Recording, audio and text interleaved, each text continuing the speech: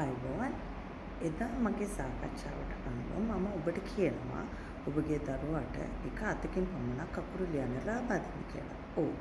ඒ අකුරු ලියන්න පමණයි.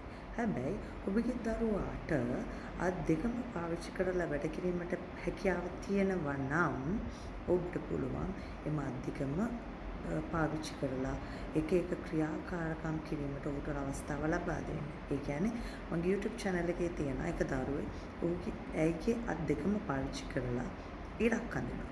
ඊට පස්සේ zigzag line එකක් අඳිනවා. ඒ වගේ විවිධ පින්තූරයක් එක්ක රවුමක් අඳින්න ලබා දෙන්න.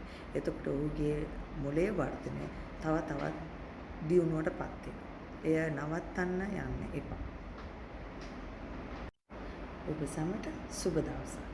Please subscribe my YouTube channel. Thank you.